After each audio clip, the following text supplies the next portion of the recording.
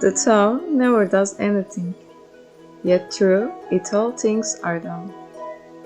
If powerful men and women could venture themselves in it, the whole world will be transformed by itself in its natural rhythms.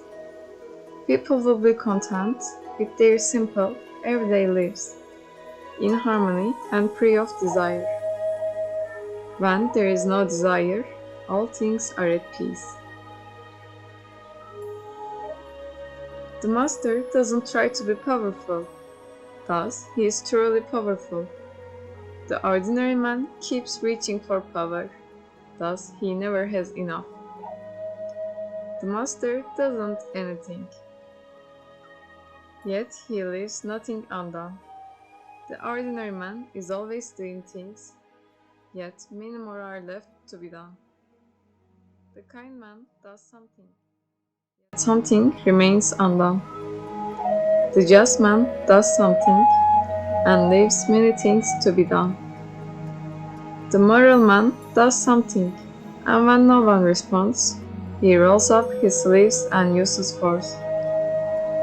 When the Tao is lost, there is goodness. When goodness is lost, there is morality.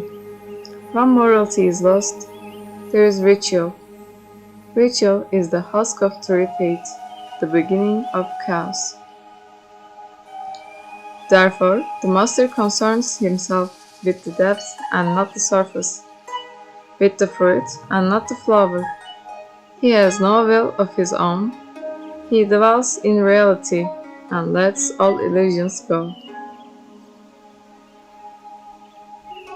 In harmony with the Tao, the sky is clear and spacious. The earth is solid and full. All creatures flourish together, content with the way they are, endlessly repeating themselves, endlessly renewed. When man interferes with the Tao, the sky becomes filthy, the earth becomes depleted, the equilibrium crumbles, creatures become extinct. The master views the parts with compassion, because he understands the whole. His constant practice is humility. He doesn't glitter like a jewel, but lets himself be shaped by the Tao, as rugged and common as stone. Return is the movement of the Tao. Yielding is the way of the Tao. All things are born of being. Being is born of non-being.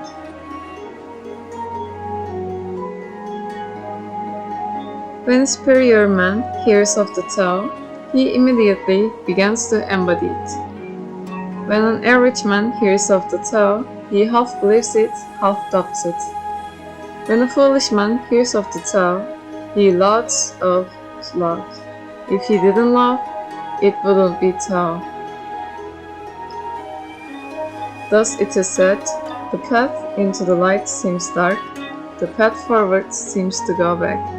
The direct path seems long, true power seems weak, true purity seems tarnished, true steadfastness seems changeable, true clarity seems obscure, the greatest art seems unsophisticated, the greatest love seems indifferent, the greatest wisdom seems childish.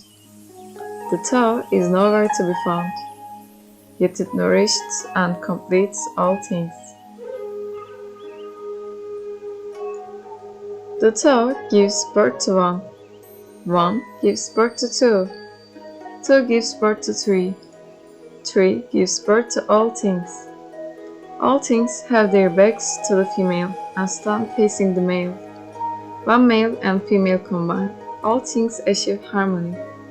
Ordinary men hate solitude, but the master makes use of it, embracing his aloneness, realizing he is one with the whole universe.